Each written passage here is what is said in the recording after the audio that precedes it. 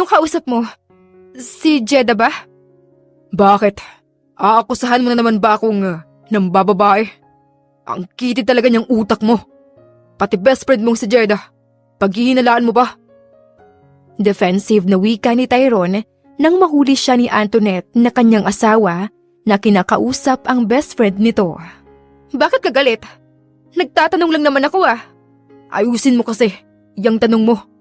Maayos naman yung tanong ko Tyrone. Bakit ba sa tuwing tatanungin kita kung nag-uusap kayo ng kaibigan ko, palagi kang galit? Puro na lang kasi siya, ang bukang bibig mo. Nakakainis ka na. Nakakarindi ka na minsan. Puro ka pangingialam sa buhay ko. Hindi mo nga ako mabigyan ng anak sa 5 taon nating pagsasama Anong magagawa ko kung ayaw talagang bumuo, Tyrone? Tanggalin mo na lang yung lecheng mattress mo.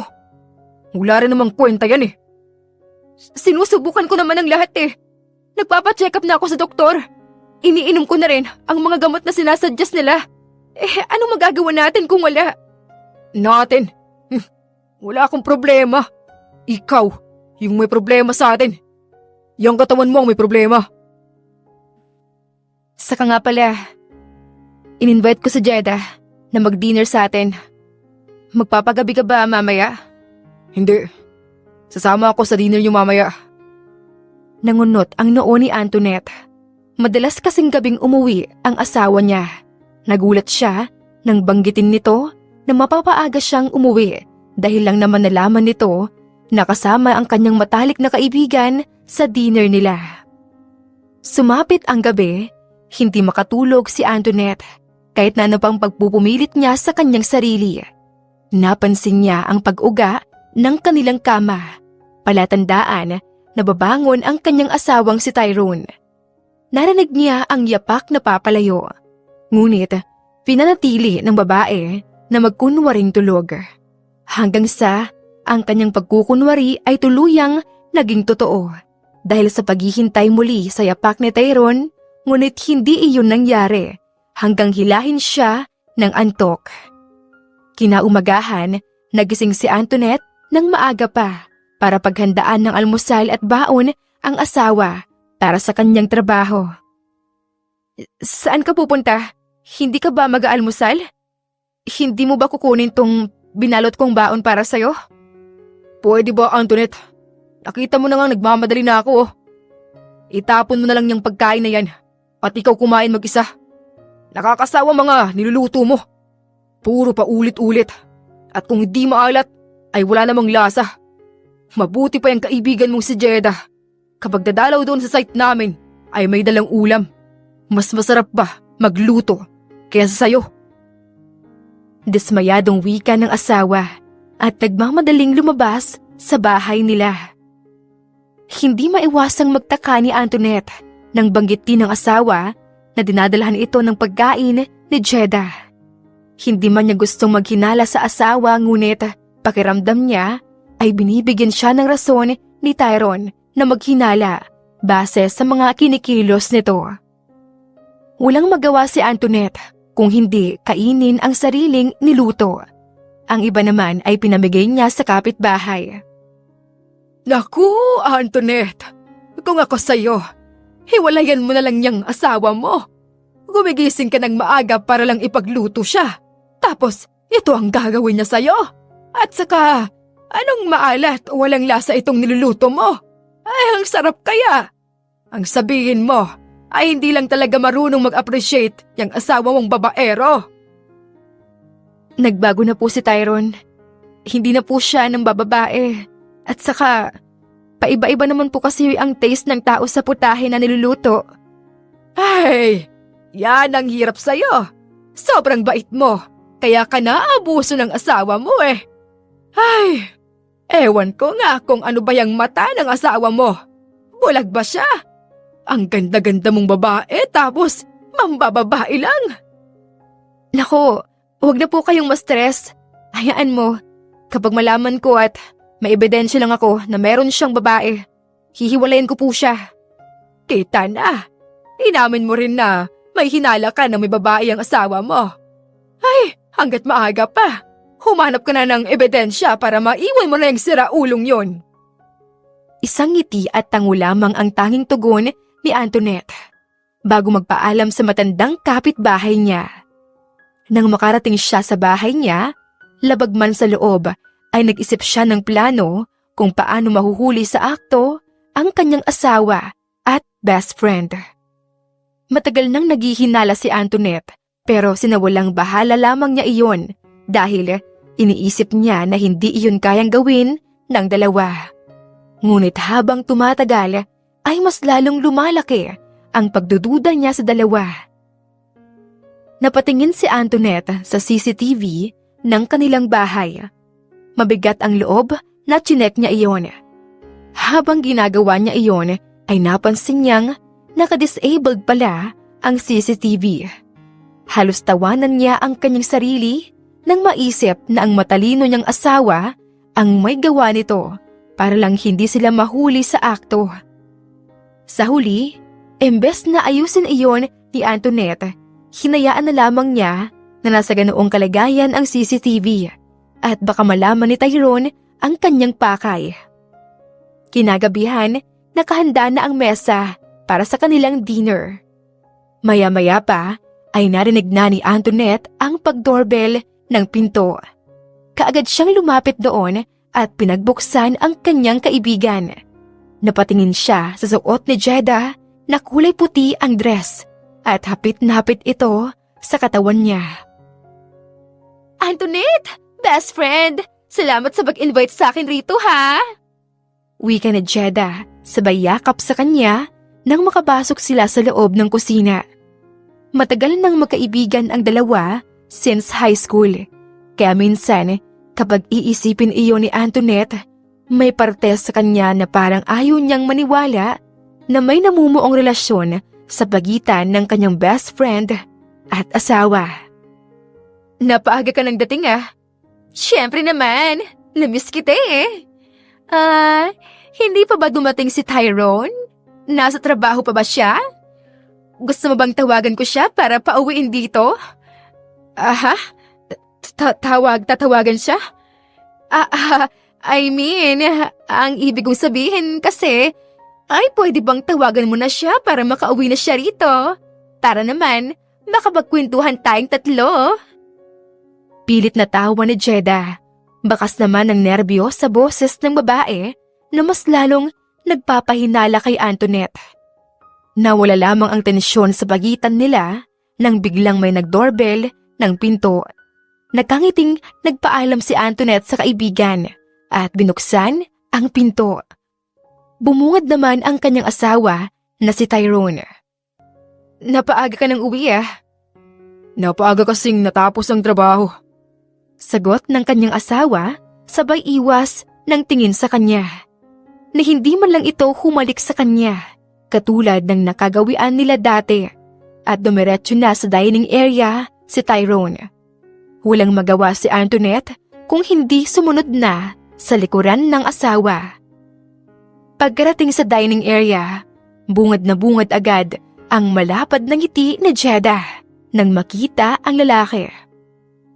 Oh, you look beautiful in your dress, Jeda. Puri ni Tyrone sa kaibigan ng asawa. Naikagat ni Antoinette ang kanyang ibabang labi, sabay sulyap sa kanyang simpleng suot. Biglang dumaan ang pait sa kanyang sistema at pinigilan ang pagbadya ng luha. Kukuha lang ako ng wine para sa atin. Paalam ni Antoinette sa dalawa. Ngunit, tila parang hindi siya narinig dahil abala ang kanyang asawa at kaibigan sa pagkikipagkwentuhan sa bawat isa. Mabigat ang mga hakbang ng babae patungo sa kusina. Kinuha niya ang 3 wine glass at nilagyan ng alak. Ngunit, lingid sa kaalaman ng kanyang asawa at kaibigan, nilagyan ni Antoinette ng lipstick ang wine glass ng dalawa upang makumpirma ang kanyang hinala. Ginawa niya ito sa pamamagitan ng maingat na pagkuskus ng lipstick sa gilid ng wine glass nang hindi kapansin-pansin. Sa sandaling mahawakan ito ni Tyrone at mag-iwan ng marka sa damit ng kabit, malinaw ang ibig sabihin. May ginagawang kalaswaan ang dalawa. Nang bumalik si Antoinette sa dining area, nilapag niya ang wine glass sa mesa. Pakiramdam niya ay para siyang multo sa loob ng bahay dahil hindi man lang siya pinapansin ng dalawa. Banyo muna ako. Balik ka agad ha, Bes? Oo nga, bumalik ka kaagad. Kitang-kita ni Antoinette ang kakaibang tinginan ng kanyang kaibigan at asawa. Mabigat man sa loob ay nagtungo si Antoinette sa banyo. Sinadya niyang magtagal sa banyo bago huminga ng malalim at bumalik na sa dining area nila. Habang naglalakad patungo sa direksyon ng dalawa, huling-huli ng babae ang pagkakataranta ng dalawa nang makita siya. Ngunit kahit na ganoon, hindi pa rin gumawa ng bayolenteng reaksyon si Antoinette. Nanatiling normal ang kanyang ekspresyon. Ngunit kaagad lamang nandilim ang kanyang mga mata nang makita ang lipstick sa bandang pangupo ng dress ni Jeda. Inilipat ni Antoinette ang kanyang paningin sa kamay ng asawa at hindi nakatakas sa kanyang paningin ang lipstick sa kamay ni Tyrone na hindi man lang napansin ng lalaki dahil abala sa kanilang kalaswaan ng kanyang kabit. Mga walang hiya kayo! Nagkagalaiting wika ni Antoinette nang hindi na makayanan ang lahat. Mabilis niyang pinagsusuntok ang dibdib ni Tyrone. Ano ba ginagawa mo? Nakakaya kay Jeda. Wala ka talagang konsiderasyon na may bisita tayo dito sa bahay at kaibigan mo pa. Nagmamaang-maangan ka pa. May relasyon kayo ng babae na yan. Antoinette, my friend, anong pinagsasabi mo? Huminahon ka. At isa ka pa. Anong may papaliwanag nyo sa lipstick na nasa pang-upo mo? Ano? Nasagi lang ng dress mo yung baso? Kaya nagkaganyan ka? At talagang naka-disabled pa ang CCTV, Tyrone ha? Para ano? Para hindi ko mahuli yung mga kalaswaan yung dalawa ng kabit mo? Mahal, magpapaliwanag ako. Magpapaliwanag? Ang kapal naman ng pagmumukha nyo. Lumayas kayo ngayon sa harapan ko. Ngayon din. Bago ba ako magpatawag ng pulis at kasuhan kayo ng adultery. Ang kapal ng pagmumukha nyo. Dito pa talaga kayo sa bahay ko gumagawa ng kalaswaan? Fine. Matagal na ako nagtitimpi sa'yo. Kaya okay. Aalis kami ngayon ni Jeda. Mas maganda at mas sexy si Jeda kaysa sa'yo. Kaya niya pa akong paligayahin sa kama. Hindi tulad mo na palaging lulong na nga sa trabaho. Hindi pa ako mabigyan ng anak kahit isa man lang. Lumayo si Tyrone at hinawakan ang kamay ni Jeda. Parang libu-libong karayom ang tumusok sa puso ni Antoinette nang masaksihan iyon. Hindi na niya kailangan pang kaladkarin ang dalawa dahil kusa na ang mga iyon na lumabas ng bahay niya. May halong pagmamalaki at pagmamayabang pa ang mga ito. Nang makaalis ang dalawa, pakiramdam ni Antoinette ay isa siyang napakawalang kwentang asawa. Sinisisi niya lahat sa kanyang sarili kung bakit siya nagpakasal kay Tyrone. Kung gayon, nakabataan pa lang nila ay may ugaling playboy na talaga ito. Makalipas pa ang 3 buwan, nabalitaan ni Antoinette na nagsasama na ang dalawa.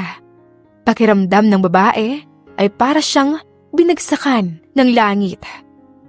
Umapaw ang galit at pait sa kanyang sistema hanggang sa napilitan siyang kasuhan ang asawa at kabit niya. Subalit sa huli ay itinigil na lamang niya iyon at mas piniling patawarin ang dalawa. Nahanap ni Antoinette ang sarili sa bar. Hindi niya alam kung bakit dito siya dinala ng kanyang mga paa. Ipinagpasalamat na lamang niya iyon dahil baka kung sakali ay mawawala ang lahat ng mga problema na iniisip niya. Nakaupo siya sa counter habang nakatuon ang lahat ng atensyon sa alak na hawak-hawak niya. Pero nagulat siya nang biglang lumitaw si Jeda sa kanyang harapan. Walang hiya pa itong ngumiti sa kanya nang makita ang miserable niyang muka. I wonder kung bakit ka pinalitan ng asawa mo. It's because Laos ka na! Ni hindi mo kayang akitin ang asawa mo. O ni kahit sinong lalaki. Jeda, hindi ako pumunta rito para makipag-away. Wala akong balak na agawin ng asawa ko. Halata namang uhaw na uhaw ka ron eh. At saka, halatang sabik na sabik kang sumalo nang pinaglumaan ko na. Kitang-kita ni Antoinette ang pagkuyom ng kamao ng dati niyang kaibigan. Talaga? O baka, nagsawa na sa'yo yon. You can't even one night stand with voice. Laos ka na. Walang magkakagusto sa'yo. What if I can? Pero sorry, hindi ako tulad mo na mahilig kumapit sa lalaking may asawa. Kung kaya mo, sige nga, maghamon ka rito. Hamunin mo sila. I bet hindi mo kaya. Niwala ngang kakari-karisma, yang katawan mo. Kaya nagsawa ang asawa mo sa'yo. Ipinakita ni Antoinette kay Jeda na hindi siya apektado sa sinasabi nito. Kahit na ang totoo ay pakiramdam niya ay parang hinihiwa ang puso niya sa bawat salitang binibitawan ng kanyang kaibigan. Lingid naman sa kaalaman ng dalawang babae. Si Dave na isang kilalang sikat na bilyonaryo ay narinig ang usapan nila.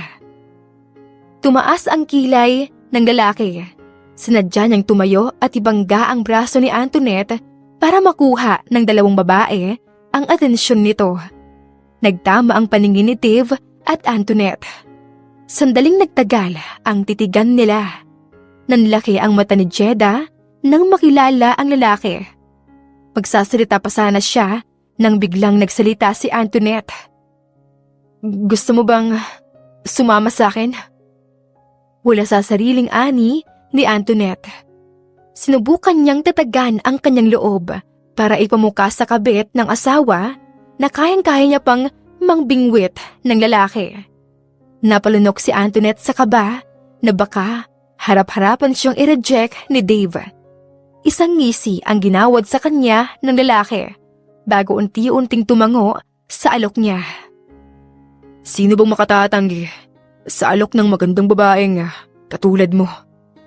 You'll come with me, then? Why not? Simpleng sagot ni Dave na para bang nasa business meeting lamang siya. May asawa na siya. Not anymore. 'Di ba? Kabit ka ng asawa ko. Kaya ako nakipaghiwalay sa kanya. Napaatras ang dila ni Jeda nang sumingit si Antoinette sa kanyang sinabi na hindi niya na natapos pa.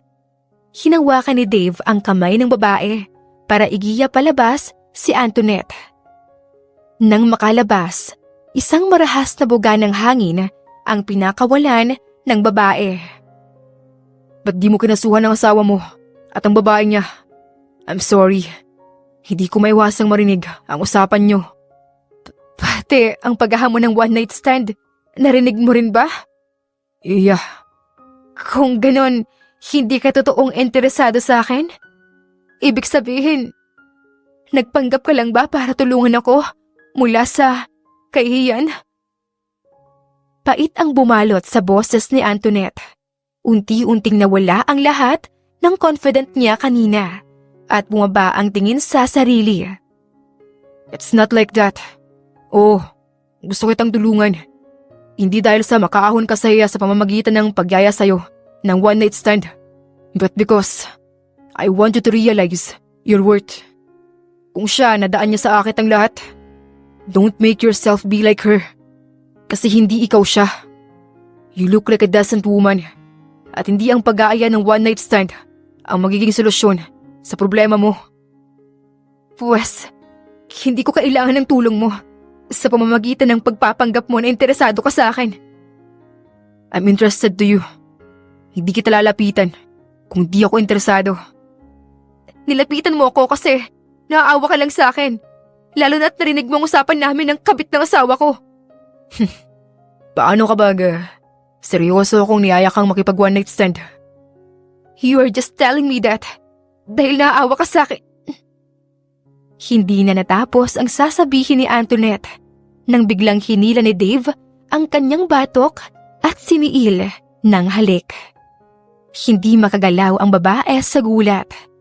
Bago pa man siya mawala sa tamang wisyo sa nakakalasing na halik ng estranghero, narinig niya ang pagagikgik ni Jeda at Tyrone papunta sa kanilang direksyon. Kitang-kita mula sa kanyang peripheral vision na natigilan ang dalawa habang nakatingin kay Dave na hinahalikan si Antoinette. Dumaan ang pait sa sistema ng babae, kaya kinuha niya ang pagkakataon para ipamuka sa dating kaibigan at asawa niya na hindi siya apektado sa presensya ng dalawa. Tumugon si Antoinette sa mainit na halik ni Dave. Tyrone, wait! Saan ka pupunta? Huwag mo akong iwan dito! Sigaw ni Jeda nang biglang kumalas si Tyrone sa pagkakahawak sa kanyang bewang at mainit ang ulong iniwan siya. Sa kabila ng kaalaman ni Antoinette na hindi na nanonood ang dating kaibigan at asawa, hindi pa rin niya hiniwalayan ang labi ni Dave. Pero nagulat siya nang naunang kumalas ang lalaki sa pagitan ng halikan nila. Bakit ka tumigil? I respect you. Sagot ni Dave na para bang iyon ang tamang sagot sa tanong ni Antoinette sa kanya. Hindi na nagawa pang sumagot ng babae nang hawakan ng lalaki ang kanyang kamay at ipinagbuksan ng pinto ng sasakyan. Get in. Saan tayo pupunta? Ihatid kita sa bahay mo. Paano ang one night stand? Katulad ng sabi ko, nirerespeto kita. Hindi one night stand ang sagot sa problema mo. Ayokong umuwi ng bahay. Let's go somewhere then. Sasamahan kita. Saan mo gustong pumunta? Sa lugar mo? Wala akong bahay. Kondo lang. Eh di sa kondo mo? Hindi pwede. Bakit? Baka hindi ko mapigilan ang sarili ko at magawa talaga natin ang inaalok mo sa bar. Kahit mag one night stand man tayo, hindi naman ako magkakaanak. Kaya huwag ka mag-alala. Walang agrabyado kapag may mangyayari. It's not like that. I respect you. Pagsaluhan mo natin ang init ng katawan, hindi pa rin magbabago na niloko ka ng asawa mo. Masamang tingin na bumaling si Antoinette kay Dave dahil sa sinabi nito. At pinapamukha mo pa talaga sa akin? Because that is the reality. Kahit na mag one night stand tayo ngayon, hindi magbabago na niloko ka ng asawa mo. Look, I'm sorry if my words are being too harsh. Pero ayoko lang isipin na kapag may nanloko sa'yo, ay manluloko ka na rin. The heck? Sino namang niloloko? Wala akong niloloko. Sarili mo. Huwag mong hayaan na lamunin ng pait ang lahat ng sistema mo at makagawa ka ng mga bagay na hindi maganda. One night stand is not the solution to your problem. If you want na maging peaceful ka, kasuhan mo ang kabit at asawa mo. They deserve a proper revenge. Ginawa ko na yan. Pero hindi ko tinuloy dahil hindi ko kaya. Bakit? Mahal mo ba ang asawa mo? Hindi. Dahil gusto ko sa mas mahirap na paraan sila magdusa. Anong ibig mong sabihin? Higit na mas mayaman ako sa asawa ko. Kayang-kaya ko silang pabagsakin hanggang sa maghirap silang dalawa. You think it will help to satisfy you kapag hinayaan mong iyong emosyon na magdesisyon para sa'yo? Bakit? Sila naman nang unang nanakit sa akin Eh di mo nanakit din ako sa paraang alam ko. Sa tingin mo ba magiging masaya ka kapag gagawin mo ang bagay na yan? Kapag sila ay masaya tapos ikaw ay nalulunod sa galit? Anong ibig mong sabihin? Napatawarin ko sila? Forgiveness takes time. Hindi natin mapipilit ang ating sarili na magpatawad ka agad. Ang ibig kong sabihin, hayaan mo ang batas na maggaganti para sa'yo. Nandiyan naman ang batas. Pwede mo silang kasuhan. Naging tahimik ang biyahe ng dalawa. Hindi nakapagsalita si Antoinette sa sinabi ng estranghero sa kanya. Hanggang sa natigil ang kotse sa harap ng kondo at nahanap na lamang ng babae na nasa loob na siya ng room ni Dave. Ano nga pala ang pangalan mo at trabaho mo? I'm Dave, and I am a businessman. Bakit mag-isa ka lang dito? Bakit? Gusto mo ba akong samahan? Ano gagawin natin dito ngayon? Ikaw, what do you want? Gusto mo bang manood? Mag-usap hanggang sa gumaan ang loob mo. Kung gusto mo, tulungan kitang maghanap ng abogado para kasuhan ng asawa at kabit niya. Nahiwalayin mo na ba yung asawa mo? Nakapag-file ka na ba ng annulment? Hindi pa. Di ka pa nakapag-file ng annulment? Hell no! Anong gusto mo? Maging masaya sila kapag hihiwalayin ko na yung asawa ko? Pwes, manigas sila. Hindi ko sila bibigyan ng kalayaang dalawa. Pwede mo silang kasuhan. Ayoko. Mabilis lang. At makakalabas na agad sila sa kulungan. Ayokong gawing simple lang ang buhay nila, no? Akala nila, di porket tumatahimik ako sa gilid, ay hahayaan ko silang magsaya. Hindi pwedeng ako lang ang magdusa sa amin. And it's okay for you to live your life like this? Full of bitterness and pain? Hindi ba mas okay na palayain mo ang sarili mo sa galit? As long as they are happy, hindi ako mapapanatag. Palamigin mo muna yung ulo mo. Gusto mo ba ng kape? Juice? Anything? Bakit mo ako tinutulungan? Bakit hindi? Bigyan mo ako ng rason kung bakit hindi kita dapat tulungan. Hindi mo na ako dapat tulungan. I feel insulted by what you did. Nag-alok ka ng one night stand tapos malalaman ko na pagpapanggap lang pala yun? Sinabi ko na sa'yo ang rason ko. Hindi ba ako kaakit-akit katulad ng kabit ng asawa ko? Mukha na ba akong laos para mapilitan kang tulungan ako? Desperadong tanong ni Antoinette.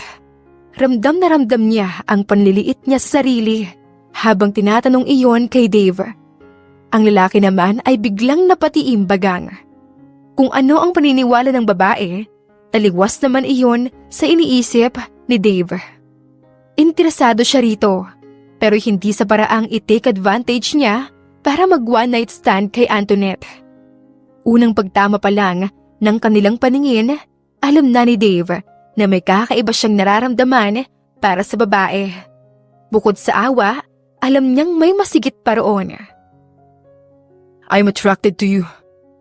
Pero hindi ko gagawin ng bagay na gusto mong gawin ko. Alam kong masakit sa'yo mga pangyayari. Di ko man alam. Hindi ko man nasaksihan. But I feel your pain. Hindi init ng katawan ang kailangan mo. Hindi simpleng one night stand lang. Kailangan mo ng taong magpaparamdam sa'yo na wala kang kulang. At alam mo ba kung sino yon? Kung sino ang makakapagbigay sa'yo nun? Ang sarili mo. Sarili mo lang ang makakapagpaalala ng halaga mo. Hindi na malaya ni Antoinette at pinupunasan na ang walang tigil na pagdaloy ng mga luha niya.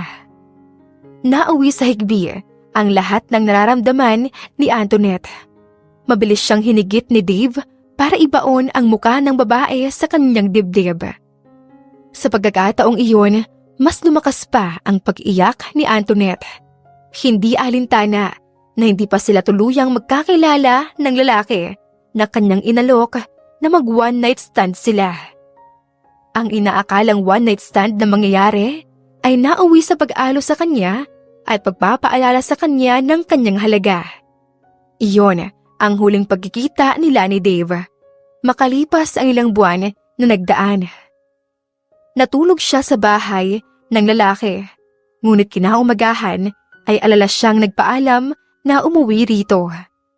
Ngayon, sinusubukan ni Antoinette na iahon ang kanyang sarili.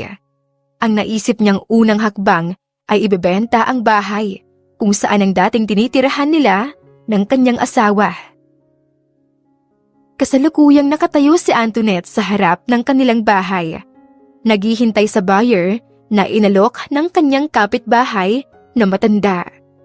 Habang naghihintay at nakatayo, nahagip naman ng paningin niya ang pamilyar na sasakyan palapit sa kanyang direksyon.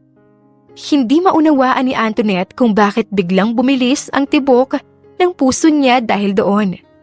Halos pigilan niya ang kanyang paghinga nang huminto ang kotse sa kanyang harapan. Napalunok siya nang lumabas ang lalaki roon at tumambad sa kanya si Dave na may malaking ngisi sa labi. Ni hindi man lang nagulat sa pagkikita nilang dalawa ni Antoinette. Ito pala ang bahay na binibenta mo? Oo, ikaw pala ang buyer nito? Ako nga. Bakit? Hindi mo ba inaasahan? Do you think you can escape from me? Anong ibig mong sabihin?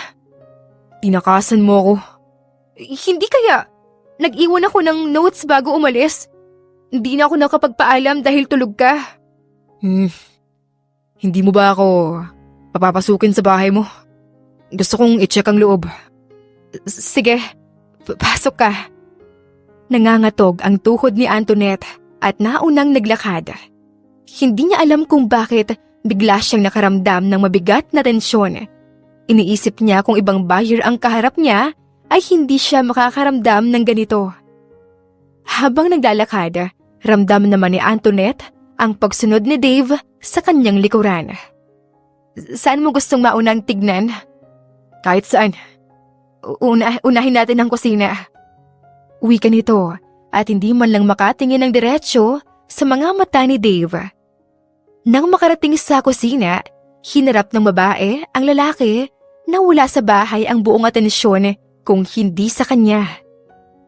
Ito yung kusina. Malapad naman to at simple lang. Bakit mo ibebenta tong bahay? Gusto kong magkaroon ng panibagong buhay. Masyadong malaki ang bahay para sa akin. Inaamin kong nalulungkot ako rito. Marami ring mapait na alaala ang nagpapaalala sa akin dito, sa bahay na to. And this is not healthy for me anymore. Di bibisitahin kita rito paminsan-minsan. Huwag na. Aalis lang din naman ako rito kapag bibilihin mo na to. Saan ka naman titira kung ganun? Maghahanap pa ako. Yung maliit lang at pwedeng-pwede sa isang tao lang. Napaatras si Antoinette nang biglang humakbang si Dave palapit sa kanya. Pareho silang titig na titig sa isa't isa. Mga matang puno ng tensyon. Hanggang sa namalaya na lamang ng babae na nabangga na ang kanyang likod sa kitchen sink at wala na siyang espasyo na pag-aatrasan.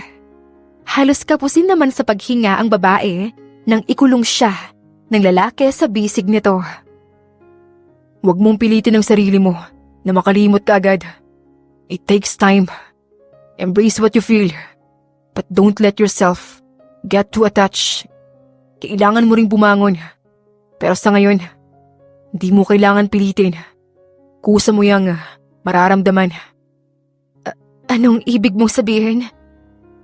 Gusto ko lang naman ibenta yung bahay.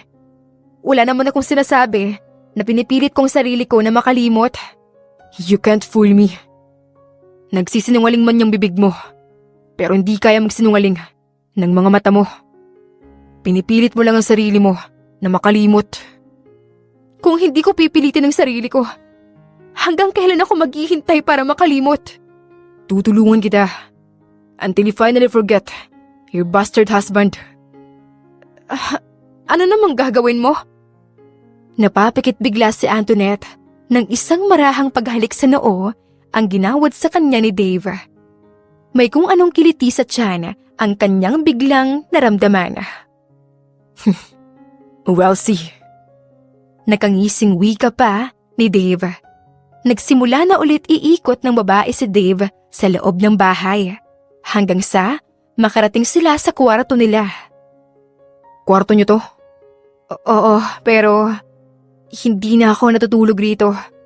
Sa guest room na ako natutulog. Patanggal natin tong kama kung ganun. And maybe, mga closet. Linisin natin ng bait ng alaala mo rito.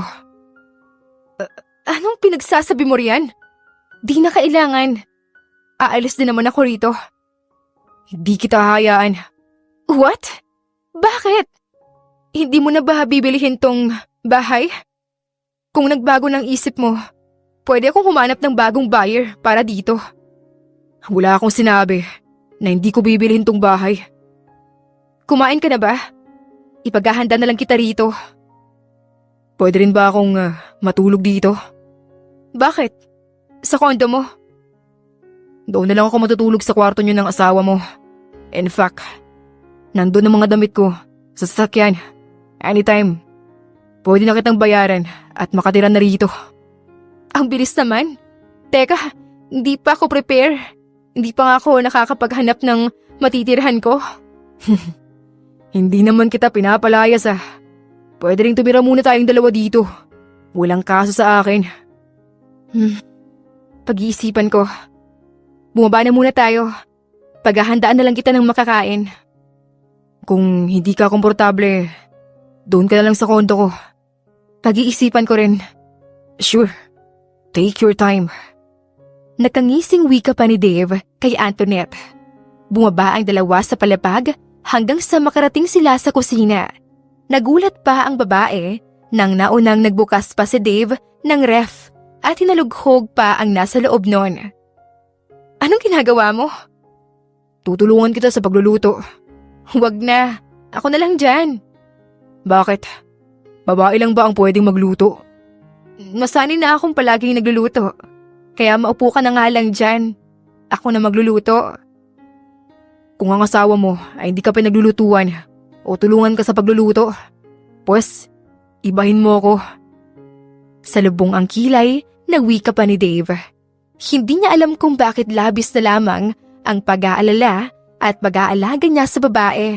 Lalo na't nung una nilang kita sa bar ay hindi na maalis sa isip niya si Antoinette. Hanggang sa naisipan niyang imbestigahan ang babae. Noong nalaman niya sa kanyang detective na naghahanap ng buyer si Antoinette, kaagad niyang kinuha ang oportunidad para makalapit sa babae. Anong gusto mong kainin at lutuin natin? Kahit ano na lang. Kaunti na rin pala ang laman ng refrigerator mo. Gusto mo bang bumili tayo ng mga stocks mamaya? Wika ni Dave nang mapansin na halos wala ng laman ang ref ni Antoinette. Nagulat ang babae sa alok nito. Alam niyang hindi ba niya masyadong kilala si Dave at ngayon pa lang ang kanilang ikalawang beses na pagkikita. Pero hindi niya alam kung bakit magaan ang loob niya rito. Ako na lang ang bibili mamaya. Samahan na kita. May kotse naman ako. Bahala ka. Ang tanging nasabi na lang ni Antoinette. Inilabas ni Dave ang mga ingredients na pwedeng ilagay sa iluluto niya. Nagumpisa na silang magluto. Agad namang tumulong ang babae sa paghihiwa ng ingredients. Ang lalaki naman ay abala sa paghihiwa ng manok na natatanging stock na meron sa ref. Ilang taon na kayo ng asawa mo? Tanong ni Dave habang naglulugay ng sabaw at ingredients sa kaldero. Samantalang nakahalukip-kip lamang si Antoinette sa counter at nanunood sa kanya dahil hindi siya nito hinahayaang tumulong pagkatapos maghiwa ng ingredients. 5 years na. Matagal ka rin palang nagdiis. Tumatango-tangong wika ni Dave kahit ang totoo ay alam niya rin dahil nakalap niya ito sa kanyang pag-iimbestiga sa buhay ni Antoinette. Okay naman ang relasyon namin dati. Bigla siyang nagbago noong humihingi siya sa akin ng anak. Kahit na anong subok namin, hindi talaga makabuo. Tapos ang pangangabit ang naging solusyon niya? Siguro. Hindi rin siguro ako naging mabuting asawa sa kanya. Hindi siguro sapat sa kanya lahat ng mga ginagawa ko. Hindi lang talaga siya makontento. Ang taong hindi makontento ay talagang hahanap at hahanap ng iba. If you think you did all your best na salbahin ang relasyon niyo, pero kapag siya ay nadala sa temptasyon, kahit sapat na bagay na ang gawin natin para sa taong mahal natin, hindi pa rin magiging sapat kung hindi sila kontento. Bakit ka ganyan magsalita? Nagmahal ka na ba at niloko noon? Minsan, hindi naman natin kailangan maranasan para makarelate tayo sa kwento ng isang tao. You can use your observations and senses para mamulat ka sa mga ganyang bagay. Pero, hindi ka ba nagkaroon ng karelasyon dati? Nagkaroon naman, pero hindi rin nagtatagal. Bakit naman? Napapansin ko kaya lang nila ako minamahal. Dahil mayaman ako. They just want my money, hindi yung pagmamahal. Posible bang magbago ang isang tao? Depende sa tao. Pero hindi rin natin sila mapipilit kung ayaw nilang magbago. Kung sa bagay, may punto ka. Kapag ayaw, ayaw talaga. Oh, luto na. Kumain na tayo. Wika ni Dave nang maluto na ang ulam nila. Kaagad namang tumayo si Antoinette para tulungan ang lalaki sa paglalapag ng mga plato sa hapag.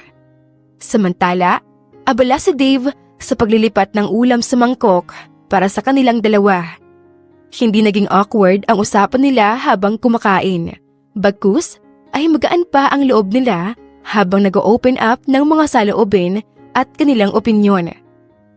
Pagkatapos kumain, si Antoinette na ang naghugas ng mga pinagkainan nila, habang si Dave naman ang nagliligpit ng hapag at nagpupunas ng mesa. Ilagay na lang muna natin sa kwarto ang mga gamit mo.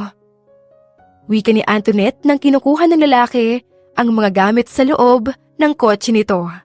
Bahagya pang nagulat si Antoinette dahil noong una, inakala niya na nagbibiro lamang si Dave. Ngunit sa huli ay wala siyang magawa kundi ay patirahin muna ang lalaki sa bahay niya habang maghahanap pa siya ng kanyang pwedeng titirahan. Nang matapos ilagay ang lahat ng mga gamit, nagkayaan ang dalawa na mamili ng mga stocks para ilagay sa ref. Habang nagtutulak ng cart ang babae, nakasunod naman si Dave sa kanyang likuran. Napalingon bigla ang babae nang biglang tumunog ang cellphone ng lalaki. Sasagutin ko lang yung tawag. Babalik ako rito. Sige, maglilipot-lipot lang ako rito. Maya-maya pa, umalis na si Dave para sagutin ang tawag. Muling ibinalik ni Antoinette ang kanyang atensyon sa pagpipili ng mga pagkain para ilagay niya sa ref. Abala siya sa paglalakad at pagtutulak ng cart nang magulat siya nang may biglang bumangga sa cart niya. Napatingin siya kay Jeda na dati niyang kaibigan na sinadyang ibangga ang cart niya. Oh, small world. Nagkita na naman tayo. Huwag mo akong pangunahan, Jeda. Wala akong panahong makipag-asaran sa'yo. Bakit parang hindi yata maganda ang timpla mo? Nanditiri siguro sa'yo ang naka-one night stand mo, no? Sa bagay, hindi ko siya masisisi kung bakit nagbago ang takbo ng isip niya. At akala mo rin naman, no? Isang bilyonaryo pa talaga ang nabingwit mo? Kung pinatulan ka man, kawawa ka naman. Ginawa ka lang para usan. Ikaw pa talaga nagsabi niyan? Huwag mong hintay na maipon lahat ng galit ko sa inyo. At baka hindi niyo magugustuhan ang gagawin ko sa inyo. Inatakot mo ba ako? Akala mo ba matatakot ako sa'yo? Kitang-kita ni Antoinette ang pagdaan ng takot at kaba sa mata ng dating kaibigan. Ngunit kaagad din itong nawala at napalitan ng lakas ng loob. Hindi maiwasang mapangisi ni Antoinette. Hindi kita tinatakot. Kung akala niyong dalawa, sumusuko na ako. Pwes, nagkakamali kayo. Sisiguraduhin ko na luluhod kayo at hahalik sa pa ako kapag ako na ang mga asar sa inyo ng asawa ko. Ex-husband, dating asawa. Antoinette, kasal man kayo sa papel, pero ako ang tinuturing niyang asawa ngayon dahil wala kang kwentang asawa. Kahiya-hiya ka. Nagdaan man ang pait sa sistema ni Antoinette sa sinabi ni Jeda, ngunit hindi niya hinayaang ipakita rito na nasasaktan siya, lalo na nang matanaw niya si Tyrone na palapit kay Jeda. Harap-harapang hinalikan ni Tyrone ang labi ni Jeda. Parang natuod naman bigla si Antoinette sa kanyang kinatatayuan, sa kanyang nasaksihan. Pero Parehong napasinghap ang dalawang manloloko nang maramdaman ni Antoinette ang isang kamay na biglang pumulupot sa bewang niya. Napabaling ang tingin niya kay Dave. Hindi pa man niya tuluyang naproseso ang lahat, ngunit nagulat siya nang bigla siyang halikan sa pisngi ng binata. May problema ba rito? Tanong ni Dave, sabay baling sa dating kaibigan at asawa ni Antoinette. Bakas ang gulat nila nang makita ang sikat na bilyonaryo. Si Antoinette lang yata ang hindi aware sa katauhan ni Dave dahil hindi naman siya active sa mga ganoong bagay. Sir Dave, andito po pala kayo. Bahagyang nagulat si Antoinette sa inasta ng asawa, lalo na nang mapansin nito ang pagkautal at pamumutla ni Tyrone. Maging si Jeda ay natulala lamang habang nakatingin sa bilyonaryo na businessman. Ako nga po pala si Tyrone. Kilala ka po namin. Iniidolo ka po namin itong asawa kong si Jeda. Nanikip ang dibdib ni Antoinette sa narinig. Ngunit, napalitan iyon ng kakaibang kiliti sa katawan nang maramdaman niya ang bahagyang pagpisil ni Dave sa kanyang baywang. Thank you, and nice to meet you. Sa nga pala, alis na kami ng girlfriend kong si Antoinette. Napasinghap ang dating kaibigan ng babae at ang kanyang asawa. Maging si Antoinette ay ganoon din ang reaksyon dahil sa gulat. Hindi pa man tuluyang na proseso ng dalawa ang narinig, hinatak na ni Dave si Antoinette. Ipinagsaklob ng lalaki ang kamay nila ng babae at siya na mismo ang nagtulak ng cart. Bakit mo ginawa yun? Galit ka? Pasensya na. Nasabi ko lang yun dahil sa narinig kong pang-iinsulto ng lalaki na asawa niya ang kabit niya. Hindi naman. Nagulat lang ako sa sinabi mo. Let's don't mind them. Mamili na lang tayo ng mga dapat nating bilhin. Isang tango ang naging tugon ni Antoinette. Nagsimula na ang dalawa na bumili ng mga stocks sa bahay. Nga pala, bala kong umalis mamaya. Hahanap ako ng matitirhan, kahit pang renta lang muna. Uwi ka nito habang nag-a-arrange sa ref ng mga pinamili nila ni Dave. I told you, pwede kang tumira dito. Ano ka ba?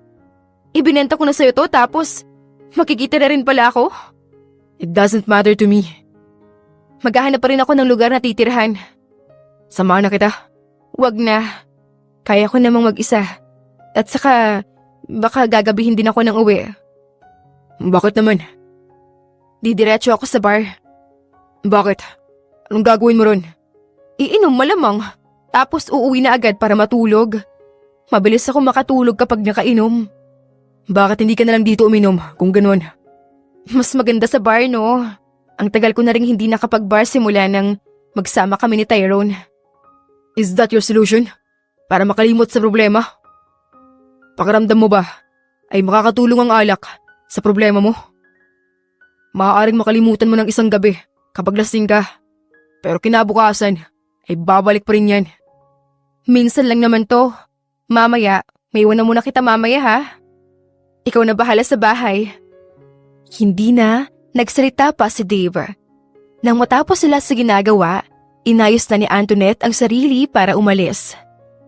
Sigurado ka bang ayaw mong may kasama? Napairap ang babae sa narinig. Kanina pa kasi panay pangungulit sa kanya ng lalaki. Hanggang sa nasa labas na siya ng bahay ay parang buntot na naman si Dave na nakasunod sa kanyang likuran. Ayos lang nga. Ang kulit mo naman. Uuwi rin naman ako kaagad. Sigurado ka? Siguradong sigurado ako. Narinig pa ni Antoinette ang pagprotesta ni Dave, ngunit natawa na lamang siya at nagpaalam sa lalaki. Napahawak ang babae sa kanyang sentido. Ilang apartment, hotels, at kahit simpleng paupahan na ang kanyang pinuntahan ay halos isa lang ang sagot sa kanya. Iyon ay, wala na silang bakanting kwarto o room. May available pa po ba kayong room? Halos mabuhayan si Antoinette nang biglang tumango ang matandang babae na nagmamay-ari ng maliit na paupahan. Opo naman, ma'am. Kaso, okay lang po ba sa inyo kung Maliit lang ang space niya. Naku, Lola. Okay na okay po sa akin. Sandali lang. Tatawagin ko lang yung pamangkin ko. Ipapalinis ko sa kanya yung magiging kwarto mo. Tinawag nga ng matandang babae ang kanyang pamangkin. Kitang-kita ni Antoinette kung paano siya tignan ng pamangkin ng matanda. Maya-maya pa ay napansin ng babae ang pagbulong ng bata sa matandang babae. Kitang-kita ni Antoinette kung paano mangunot ang noo ng matanda at halatang gulat ang reaksyon.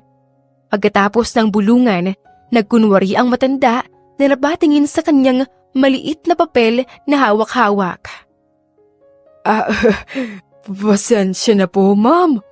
Wala na pala kaming bakanting room dito. Meron palang natutulog na room room sa sinasabi ko sa'yo. Sabi ng pamangkin ko. Sa iba na lang po kayo. Nagulat si Antoinette nang hindi pa man siya nakasagot nang bigla siyang sarahan ng matanda ng pinto. Napakamot ng ulo ang babae sa pagkalito. Hanggang sa nakarating na siya sa bar ay hindi pa rin maialis sa isipan niya ang mga pangyayari. Halos lahat ng may-ari ng hotel, apartment o paupahan ay tinanggihan siya. Pero higit pa roon ay halos pagtabuyan na siyang palabas. Nakakainis! Bakit parang pinagtatabuyan nila ako? Magbabayad naman ako ng maayos Inis na singhal ni Antoinette sa sarili. Halos lunurin ng babae ang sarili sa alak. Hanggang sa hindi niya namalayan na umabot na pala siya ng 3 oras sa loob ng bar, mag-isa at walang kakilala. Maraming mga estranghero ang niyayaya siyang isayaw. Kaagad naman niya itong pinaunlakan. Abala si Antoinette sa pagsasayaw sa gitna ng dance floor. Hindi alintana ang magaspang na kamay ng estranghero na nakahawak sa bewang niya. Ramdam na ramdam niya ang matinding pagkahilo. Alam rin niyang lango na siya sa alak. Banyo muna ako. Paalam ni Antoinette sa estranghero. Akmang aalis na sana siya, ngunit nagulat siya nang bigla siyang hawakan ng estranghero sa kamay para pigilan ito. Samahan na kita. Mapang-akit na wika ng estranghero, ngunit hindi pa man nakakasagot si Antoinette nang may biglang humawak sa bewang niya palayo sa hindi kilalang lalaki. Napatingin siya kay Dave na may madilim na mga matang nakatitig sa estranghero. Ako na ang maghahatid sa kanya, pre. Bakit?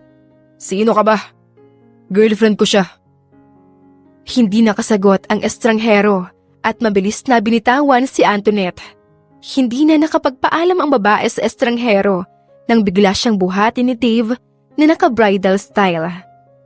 Mabilis siya nitong ipinasok sa kotse nang makarating sa parking lot. Dahil sa sobrang sakit ng ulo at kalasingan, hindi na nagprotesta pa si Antoinette. Nang makauwi sa bahay nila, ganoon pa rin ang ginawa ni Dave.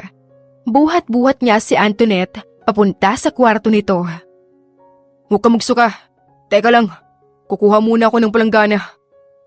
Uwi ka ni Dave, ngunit hindi siya pinakinggan ni Antoinette at napasuka pa rin ito. Halos mapamura ang lalaki nang bigla itong sumuka sa kanyang damit. Ang sakit ng ulo ko. Nahihilo ako. Damn, you're drunk. Sandali lang. Kukuha lang ako ng palanggana. Huwag kang alis dyan Naiintindihan mo ba ako? Paano kapag aalis ako, ha? Hahabulin mo ba ako? Babalikan mo ba ako kapag aalis ka? Oo, iiwan mo rin ako katulad nila. Mula sa sariling wika ni Antoinette, nakaramdam bigla si Dave ng kirot sa kanyang puso. Of course, babalikan kita. Hindi kita iiwan. Talaga? Yeah. Kaya dito ka lang muna. Kukuha lang ako ng palanggana para sa'yo. Nasusuka ka pa rin ba? Napapikit na napailing na lang si Antoinette. Mabilis nagtungo si Dave sa kusina. Hindi alintana na halos magkakatalisod na siya sa hagdanan sa kanyang pagmamadali dahil nag-aalala na baka mapano ang babae roon. Nang makabalik si Dave sa kwarto, hawak-hawak na niya ang palanggana na may lamang tubig at bimpo. Mabilis siyang lumapit kay Antoinette nang madatnan itong umiiyak. Bakit? Anong nangyari sa'yo? Okay ka lang ba? Bakit? Ang bilis lang akong iwan ng lahat. Ano bang nagawa ko sa kanila? Wala kang mali, okay? Kung wala akong mali, bakit ako iniiwan? May mga tao talaga na hindi makontento. Kung may mali ka, bakit hindi kita iniwan ngayon dito? Diba? Para sa akin, sapat ka na. You don't need to be better than anyone else. Because for me, you are better enough. Bakit ka nandito pa sa akin? Anong kailangan mo? Bakit mo ba ako palaging tinutulungan? Gusto kita, Antoinette. But I know, this is not the right time to pursue you. Ayokong dumagdag sa problema mo. Alam ko marami ka pang pinagdaraanan. Gusto kong maghilo muna ang mga sugat sa nakaraan mo bago mo hayaan na muling tumibok ang puso mo at muling magmahal. Because I believe that love can wait and heal. Let me heal your wounds first before I'm going to pursue you. Pag-amin ni Dave, kinuha niya ang pagkakataong ito upang masabi ang kanyang totoong saloobin. Pero hindi niya alam kung maaalala pa ba ito ng babae kinabukasan. Nang makita ni Dave na mahimbing nang natutulog ang babae, ay inayos niya ang buhok na nakaharang sa mukha nito. Inayos niya rin si Antoinette mula sa pagkakahiga nito sa kama. Pagkatapos ay pinunasan niya ito ng bimpo. Nang matapos, nakapagdesisyon siyang magbihis na dahil sa suka ni Antoinette na dumikit sa kanyang damit. Muli niyang naisipang silipin ang babae sa kwarto nito. Mabilis siyang lumapit dito at kinumutan ang babae. Ngunit akmang aalis na sana siya nang biglang hinuli ng babae ang kanyang kamay. Aalis ka? Hindi ako aalis. Dito ka lang. Huwag mo akong iwan. Sa kwarto lang ako. Akala ko ba hindi mo ko iiwan? Dito ka lang sa akin. Matulog ka na. Babantayan kita rito. Tumabi ka sa akin. Nag-aalinlangan man ay tumabi pa rin si Dave sa babae. Nang makahiga, kinuha ni Antoinette ang braso nito at doon humiga. Abala naman ang lalaki sa paghahagod ng buhok nito para mas lalo itong mahila ng antok. Maya-maya pa, nang marinig niya ang mahinang paghilik ni Antoinette, sinilip niya ang mukha nito. Dahan-dahan niyang inalis ang braso niya at bumangon. Bago tuluyang lumabas ng kwarto ni Antoinette, marahan niyang hinalikan ang noo ng babae.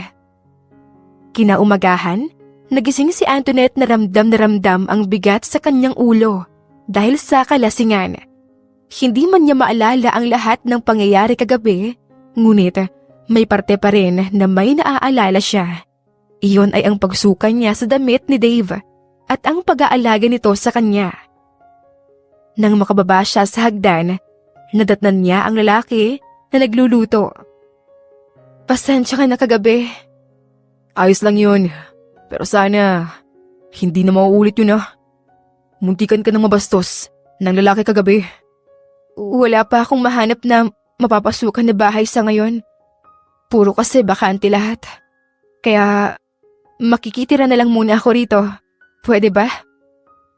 Kahit dito ka pa tumira sa ngayon, o habang buhay. Hindi naman pwede yon. Binili mo tapos makikitira pa rin ako rito? I don't mind. Gusto ko nga may kasama ako rito eh. Sigurado ka ba? Hindi ba nakakahiya? Walang problema sa akin yun. Itinago ni Dave ang ngisi sa kanyang labi. Dahil ang totoo niyan, kaya walang tumatanggap kay Antoinette kasi ibinablacklist niya ang dalaga sa lahat ng lugar kung saan posible niyang tirahan o rentahan. Maging ang mga house and lot na binebenta na bibilhin na sana ni Antoinette ay inunahan niya ng bilhin. Umabot ng 6 na buwan ang pagsasama ng dalawa sa iisang bahay. At sa buwang lumipas, hindi maipagkakaila ng dalawa na unti-unti na silang nahuhulog sa isa't isa. Ngunit takot ang mas nahihigit na nararamdaman ni Antoinette. Habang sa isip-isip naman ni Dave ay handa siyang maghintay hanggang sa maging handa na ulit ang babae. Teka, ano to? Bakit mo tinatakpan ang mata ko? Natatawang tanong ni Antoinette habang inaalalayan siya ni Dave paakyat sa hagdan. Galing siyang trabaho. Pagkarating sa loob ay tinakpan agad ng lalaki ang kanyang mga mata. It's a surprise. Teka lang, malapit na tayo. Ikaw ha, baka pinagloloko mo ko, Dave. Lagot ka talaga sa akin. Seryoso ako. Seryoso to. Ito na tatanggalin ko na. Dahan-dahang tinanggal ni Dave ang kamay sa mga mata ni Antoinette. Napaawang ang labi nito nang bumungad sa kanya ang kwarto nila ng dating asawa na wala ng laman. Bakit ganito? Nasaan ang mga kama? Ang closet? Yung bedside table? Gusto mong makalimot, di ba? Oo. Pero bakit ganito? Tinanggal ko lahat-lahat ng gamit dahil papalitan ng bago. Ibig sabihin, kapag bagong kagamitan ay panibagong alaala ang bubuuin. Siyempre gusto kong kasama mo ako. Napasinghap si Antoinette nang biglang yumakap si Dave sa kanyang likuran. Itinukod ng lalaki ang kanyang baba sa balikat ng babae. Paano ang mga kama? Paparating na ang mga pinadeliver ko ng mga kagamitan. Baguhin natin lahat. Anong gusto mong gawin natin sa mga lumang kagamitan? Ipamigay na lang natin? O di kaya iibenta? Sayang naman kung itatapon. Kung gusto mo ay ganon, di gagawin natin. Sa ngayon, tulungan mo akong gumawa ng panibagong alaala. Paano naman? Pipintahan natin ang pader. Kumalas si Dave mula sa pagkakayakap kay Antoinette. Kinuha niya ang nakahandang pintura na kulay asul na siyang paboritong kulay ng babae. Nagsimulang magpinta ang dalawa. Hindi alintana ang mga pintura na tumatalsik sa kanilang damit. Ano ba, Dave? Tawa ni Antoinette nang biglang ipahid ni Dave sa kanya ang pinta sa mukha niya. Ang seryoso mo kasi habang nagpipinta yan. Hindi ka ba masaya? Siyempre masaya. Bakit ganyan ang reaksyon mo kung ganun? Nagpo-focus kasi ako. Tignan mo nga yung pinipinta ko kaysa sa'yo. Napatingin si Dave sa kanyang pinipintahang parte na hindi man lang pantay-pantay at hindi pa magandang tignan. Habang ang kay Antoinette naman ay sobrang linis ng pagdaan ng pinta sa pader. Wala man lang makikitang kapintasan dito. Ang daya naman.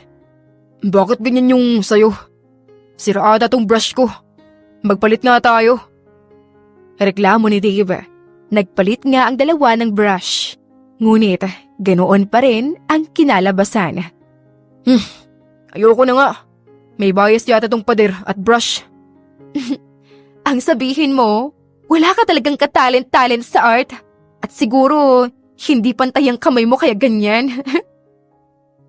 Sandali lang. May kukunin lang ako. Balik agad ako. Hoy, teka. Ang daya mo. Tinatakasan mo ba ako? Saan ka pupunta? Sigaw ni Antoinette.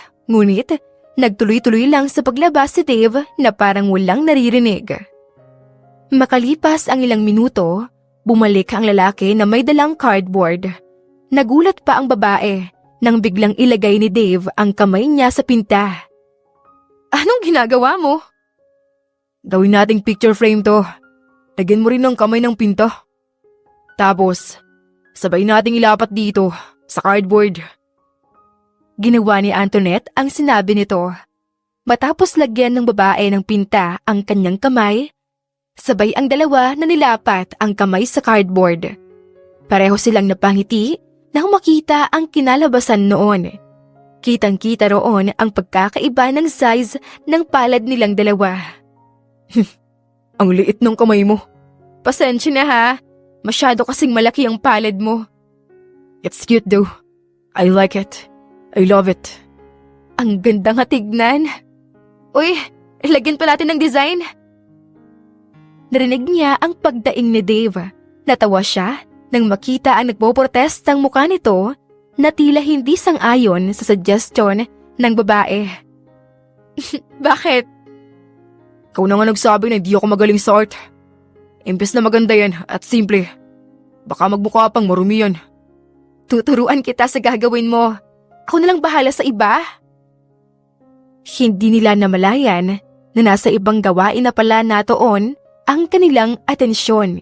Kaya hindi nila natapos ang pagpipinta sa kwarto dahil iba ang ginawa nila. Ang ginawa ng dalawa ay inutos na lang sa mga tauhan ni Dave na ipagpatuloy ang kanilang ginagawang dalawa. Ang ganda, kaso amoy pintura. Natatawang wika ni Antoinette habang pinapasadahan ng tingin ang kabuuan ng kwarto. Natoon ang atensyon niya sa picture frame na nakasabit kung saan makikita ang kanilang palad. Sabi ng mga tauhan ko, ilang araw pa bago mawala yung amoy ng pinta. Pwedeng doon ka muna sa kwarto ko matulog. Tabi tayo. As if naman na hindi tayo nagtabi noon nung nalasing ako sa bar. Ibang usapan naman yun. Hindi ko kayang mangyari yan ngayon. Ginawa ko lang yun dahil lasing ka. Ayaw mo akong katabi, Dave? Hindi sa ganun. Ayaw ko lang isipin mo na baka nagtitake advantage ako sa sitwasyon natin. Talaga lang ha? Seryoso ako. Bakit? Hindi mo ba naisip na tinitake advantage mo ako noong hinarang mo lahat ng lugar na titirhan ko sana? Paano mo alam? Nako, Dave. Hindi ako pinanganak kahapon, no? Sa umpisa, talagang nagtataka ako. Pero habang tumatagal, nagduda na ako. Nakailang subok na ako tapos doon ko napagtanto na ikaw pala talaga ang may pakana ng lahat, no? Kahit hindi mo aminin sa akin ngayon, alam ko na ikaw talaga ang punot dulo kung bakit hindi ako tinatanggap at nakakahanap ng bahay na matitirahan o kahit makarenta man lang. Palibhasa, bilyonaryo ka kasi. Hindi ka ba nagagalit? Tatawa ba ako ngayon kung galit ako? Dito ka na lang kasi. Bakit? Bakit gusto mo akong makasama, Dave? We can't stay like this forever. Kasi hindi natin maiiwasan na baka isang araw may darating na sa buhay mong babae. Siyempre, ititira mo siya rito. Nakatira na siya ngayon dito. Nagkatinginan ang dalawa dahil sa sinabi niya. Ramdam na ramdam ang tensyon sa kanilang pagitan. Sa gitna ng tahimik na silid, taliwas naman iyon kung gaano kalakas ang pagtibok ng kanilang puso. Huwag kang nagbibiro ng ganyan. Hindi ako nagbibiro sa'yo, Antoinette. May asawa na ako, Dave. File annulment, then. Kung di mo pa kaya kong maghintay kung kailan ka pa magiging handa. Alam kong mahirap bitawan ang 5 taong relasyon kaysa sa ilang buwan mo lang nakilala. Pero gusto kong magpakatotoo sa'yo ngayon. Mahal kita, Antoinette. Alam kong masyadong mabilis. Pero habang tumatagal, mas lalong lumalalim lahat ng mga nararamdaman ko sa'yo. Pero hindi kita pipilitin na mahalin mo ako pabalik. Katulad ng sabi ko, gusto ko lang magpakatotoo sa nararamdaman ko. Handa ako maghintay sa'yo hanggang sa handa ka na. Paano kapag matagalan? Hihintayin pa rin kita. Kahit kailan pa yan. Kahit umabot pa ng taon. Inaamin ko na may nararamdaman na rin ako sa'yo. Pero hindi ako sigurado kung hahayaan ko ba ulit na magmahal sa isang lalaki. Sana maintindihan mo. Hindi pa ako handa. Hindi ko pa alam kung kailan ulit ako magiging handa. Don't pressure yourself, okay? I can't wait. Maghihintay pa rin ako sa'yo. Thank you, Dave. Katulad ng sabi ng lalaki, naghintay siya. Nag-file ng annulment si Antoinette sa asawa. Paano kapag hindi ko pipirmahan yung papeles mong yan? Bakit? May lakas loob ka na bang gawin na yan? Dahil nakakita ka ng mas mayaman sa akin at bilyonaryo pa? Wika ng asawa ni Antoinette nang magkaharap sila ni Tyrone. Walang kinalaman dito si Dave, kaya wag mo siyang isasali dito. Tayo lang ang may problema rito. Bigyan mo ako ng 1 milyon. Handa akong pirmahan yan. Ang kapal naman ng mukha mo. Ikaw pa ang may lakas ng loob na magsabi niyan? Binibigyan na nga kita ng pabor para sa inyo ng kabit mong si Jeda. Walang problema kay Jeda ito. Kahit hindi kami magbakasal, okay lang sa amin yon. Mas mahalaga sa amin ang pera. Kaya pagbibigyan lang kita kapag may dala ka ng 1 milyon para sa amin. 1 milyon kapalit ng pirma. Antoinette, sobrang simple lang. Idedemanda kita. Meron ka bang ebidensya? Oo, marami. Paano naman ang ebidensya namin na may relasyon kayo ni Dave? Wala kami relasyon ni Dave. Imposibleng wala kayong relasyon. Gayong nagsasama pala kayo sa iisang bubong. Ang bilis mo nga rin eh. Matapos mo kong hiwalayan, ilang araw lang may kasintahan ka na agad. Huwag mong idamay si Dave sa usapan. Paano kaya kung kidnapin kita? Ano kaya ang magiging reaksyon niya? Nagulat si Antoinette nang biglang lumabas si Jeda kasama ang maraming lalaki. Hinarangan nila ang pintuan para hindi makadaan doon si Antoinette. Anong ibig sabihin nito? Hindi na nakasagot pa si Tyrone nang biglang mawasak ang pinto at hindi na naituloy ang plano. Lumuwa roon si Dave na madilim ang mga tingin kina Jeda at Tyrone. Akmang susugod sana ang mga tauhan ng 2 manloloko, ngunit hindi na nila nagawa iyon nang magsilabasan ang maraming tauhan ni Dave. Napaatras ang lahat nang pumasok si Dave. Lumambot lamang ang tingin nito nang matuon ang kanyang titig kay Antoinette. Ikaw pala. Puno ng takot na wika ni Tyrone. Nadabo ang tingin ni Dave sa papeles na nasa harap ni Tyrone. Hinawakan ng lalaki ang kamay ni Antoinette at bagyang pinisili ito. Pirmahan mo na, yung annulment. Mariing utos ni Dave. Nanginginig na pinulot ni Tyrone ang ballpen at mabilis na pinirmahan ang annulment paper. Pagkatapos, kinuha iyon ni Dave. Hindi niya mabitawan ang kamay ni Antoinette hanggang sa makalabas sila sa lugar ni Tyrone. Nang makarating sa kotse, tahimik lamang ang dalawa. Ni walang naglakas ng loob na magsalita sa kanilang dalawa. Tanging mabibigat na paghinga at lakas ng tibok ng puso lamang ang maririnig sa pagitan nila. Okay ka lang ba? Nasaktan ka ba? Anong ginawa nila sa'yo? Sunod-sunod na tanong ni Dave nang tuluyan na silang makauwi. Nangilid ang luha ni Antoinette. Nanginginig na inangat niya ang kamay niya upang abutin ang muka ng lalaki.